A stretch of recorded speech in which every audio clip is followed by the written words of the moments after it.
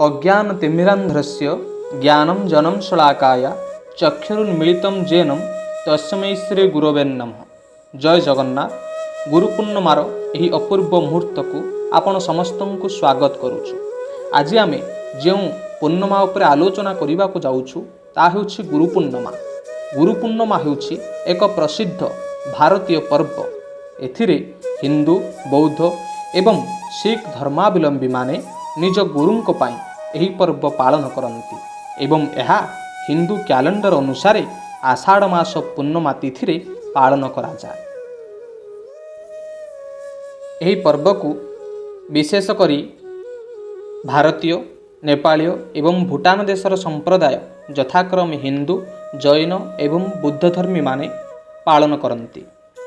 एही पर्व क्यों प्राचीन कालरू भारतीय उपमहाद्वीप पालन करा जाय आसुछि। एही गुरु पूर्णिमा को आहुरी मध्य व्यास पूर्णिमा बोली कहा जाए। गुरु व्यासंकर पवित्र स्मृति को एही पूर्णिमा मन पकाई दिए, जहाकू कि हिंदू धर्मशास्त्रर चारि वेद एवं अष्टादश पुराणर स्रष्टा भावे स्वीकार करा जायछि। सेहितिपई तो कहा जायछि व्यास हेउछन्ति भगवान विष्णुंकर स्वरूप। व्यासाय विष्णु रूपाय व्यास रूपाय विष्णवे नम ब्रह्म निदये वशिष्ठाय नमो नमः। व्यास हेउछन्ति भगवान विष्णुंकर स्वयं अंश। तांकु विभिन्न मंदिर रे एही दिन बा गुरु पूर्णिमा दिन, व्यास पूर्णिमा दिन महर्षि व्यासंकु पूजा अर्चना करा जाए। तांको उद्देश्य रे एही व्रत बा एही पूर्णिमा पालन करा जाए। प्राचीन काल रे आम देश भारतवर्ष रे गुरु परंपरार एक सुदृढ़ भित्तिभूमि रहिथिला। वैदिक काल रे आर्य मानकर एक धारणा थिला जे बिना गुरु रे विद्या शिक्षा असंभव। गुरु एवं शिष्य उभयंकर सहयोग रे विद्या अर्जन करा जाए। से समय रे गुरु शिष्यंकर छाती स्पर्श करी कहन्ति, आजि ठारू आम दुहिंक मध्य चिरंतन स्नेह एवं विश्वास विराजमान करू। उपनयन कर्म रे अश्चारोहण नामक एक कर्म रही। यही कर्म रे शिष्य को गोटे शिल उपरे चढ़ा हुए। यार अर्थ हेउछि गुरु सेतेबेले शिष्य को पत्थर भली मन को सुदृढ़ करिबा पई उपदेश प्रदान करती। ब्रह्मचर्याश्रम पर गुरुंकर आश्रम रे शेष स्नान करी शिष्य स्वगृह को प्रत्यावर्तन करिथांती एवं तापरे से ब्रह्मचर्य पालन करी निजर विद्या को साधन करिथांती। एही गुरु एवं शिष्यंकर अपूर्व संपर्क को उज्जीवित करिबा पाई एही गुरु पूर्णिमा बा व्यास पूर्णिमार उद्देश्य। हिंदू धर्मशास्त्र रे अनेक गुरु रहिछन्ति। तन्मध्यरु 5टी गुरु को आमे मुख्य बोली गणना करिथाउ। प्रथम गुरु हेउछन्ति माँ, जे आमको जन्म दिए।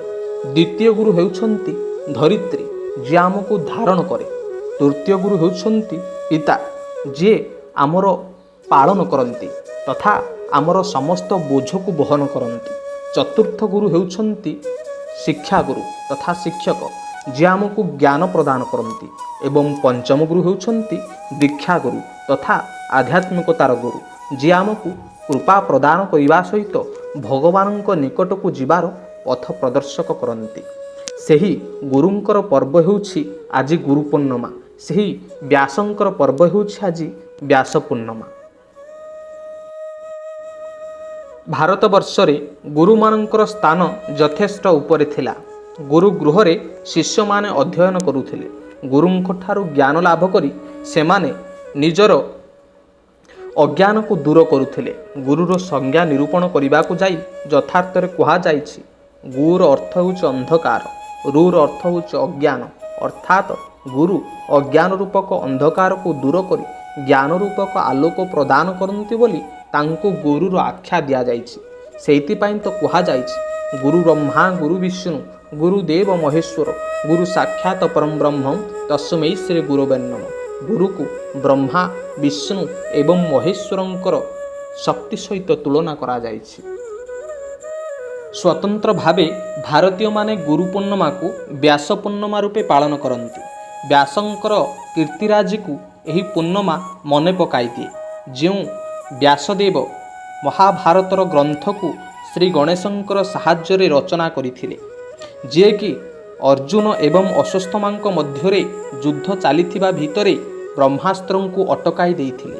ସେ ହେଉଛନ୍ତି ଭାରତୀୟ ମାନଙ୍କର ପ୍ରାଚୀନ ଗୁରୁ, ଶ୍ରେଷ୍ଠ ଗୁରୁ ବ୍ୟାସଦେବ। ସେହି ବ୍ୟାସଦେବଙ୍କର ଅନ୍ୟ ନାମ ହେଉଛି କୃଷ୍ଣ ଦ୍ୱୈପାୟନ ବ୍ୟାସ। ଶ୍ରୀ ବିଷ୍ଣୁଙ୍କର ଅନ୍ୟ ରୂପ ରୂପେ ତାଙ୍କୁ ଗଣନା କରାଯାଏ। ସେ ବିବାହ କରିଥିଲେ ତାଙ୍କର ପତ୍ନୀ ପିଞ୍ଜଲକୁ, ଯିଏକି ଋଷି ଜାବାଳଙ୍କର କନ୍ୟା ଥିଲେ, ଏବଂ ତାଙ୍କର ପୁତ୍ର ହେଉଛନ୍ତି ମହର୍ଷି ଶୁକଦେବ, ଯିଏକି ବ୍ରହ୍ମଜ୍ଞାନର ଅଧିକାରୀ। ସେହି ମହର୍ଷି ବ୍ୟାସଦେବ ଜନ୍ମ ଗ୍ରହଣ କରିଥିଲେ ଯମୁନା ତଟସ୍ଥ ହସ୍ତିନାପୁରଠାରେ। ତାଙ୍କର ମାତା ଥିଲେ ସତ୍ୟବତୀ ଏବଂ ଋଷି ଥିଲେ, ତାଙ୍କର ପିତା ଥିଲେ ଋଷି ପରାଶର ଏବଂ ଭାଇ ଭୀଷ୍ମ, ଚିତ୍ରାଙ୍ଗଦ ଏବଂ ବିଚିତ୍ରବୀର୍ଯ୍ୟ ଥିଲେ। ଏହି ମହର୍ଷି ବ୍ୟାସଦେବ ଏକ ମହାଭାରତର କାବ୍ୟକୁ ରଚନା କରିଛନ୍ତି। ଏହିଭଳି ଏକ ଅପୂର୍ବ ତଥା ଗ୍ରୀବାଣ ପ୍ରତିଭା ଥିଲେ ମହର୍ଷି ବ୍ୟାସଦେବ। ତାଙ୍କରି ଉଦ୍ଦେଶ୍ୟରେ ପାଳନ କରାଯାଏ ଗୁରୁ ପୂର୍ଣ୍ଣିମା ତଥା ବ୍ୟାସ ପୂର୍ଣ୍ଣିମା। ଜୟ ଜଗନ୍ନାଥ।